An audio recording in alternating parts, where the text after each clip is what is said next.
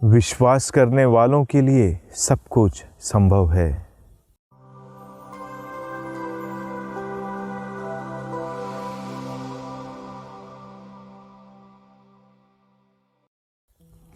क्रिस्त में मेरे प्रिय भाइयों और बहनों, जब भी हम किसी प्रार्थना सभा में एकत्र होते हैं और दिल से, पूरी भक्ति से, पूरे मन से, पूरी शक्ति से ईश्वर की उपासना करते हैं, भजन गाते हैं, ईश्वर के वचन को बार बार दोहराते हैं, तो ईश्वर की कृपा हम सबों को प्राप्त होती है। हम सब ईश्वर की चंगाई हमारे जीवन में महसूस करते हैं।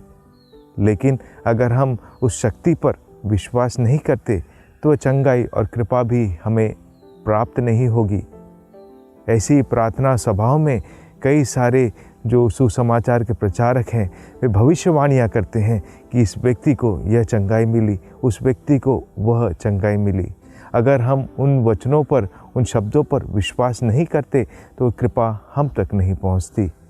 क्योंकि प्रभु का वचन सेंट पेतरुस का दूसरा पत्र अध्याय 1 पद संख्या 21 में कहता है कि भविष्यवाणियाँ मनुष्य की इच्छा से उत्पन्न नहीं होती, वह आत्मा द्वारा प्रेरित शब्द हैं जो भविष्यवक्ताओं या उन व्यक्तियों के मुख से बोले जाते हैं जो ईश्वर के वचन का प्रचार करते हैं।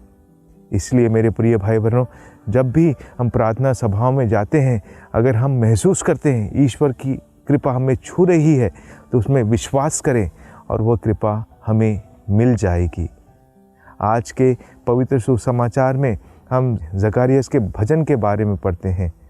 लूकास का सुसमाचार 1 पद संख्या 5 में वचन हमें जकारियस के बारे में बताता है कि वह एक पुरोहित थे। वह एक मंदिर में अपनी सेवा देते थे। एक दिन जब वे मंदिर में सेवा दे रहे थे, स्वर्गदूत उन्हें प्रकट होकर कहता है कि तुम्हारे यहाँ एक पुत्र का जन्म होगा। लेकिन उस समय वे विश्वास नहीं करते और स्वर्गदूत उनसे कहता है, जब तक ये मेरी भविष्यवाणी पूरी ना हो जाए तब तक तुम गूंगे बने रहोगे। मेरे प्रिय भाई बहनों, और ऐसा ही हुआ। और जब संत यूहन्ना बपतिस्ता का जन्म हुआ, उसे यूहन्ना नाम दिया गया, तब जकारियस का मुख खुल गया। आज के सुसमाचार में जकारियस बड़े आनंद से ईश्वर को धन्यवाद देते हैं, उसका भजन गाते हैं। और लूकास का सुसमाचार अध्याय 1 पद संख्या 76 में हम उनके पुत्र के बारे में उनके मुख से सुनते हैं, बालक तू सर्वोच्च ईश्वर का नबी कहलाएगा, क्योंकि प्रभु का मार्ग तैयार करने और लोगों को मुक्ति के मार्ग पर लाने के लिए तुझे चुना गया है। हाँ मेरे प्रिय भाई बहनों, ईश्वर के लिए कुछ भी असंभव नहीं है।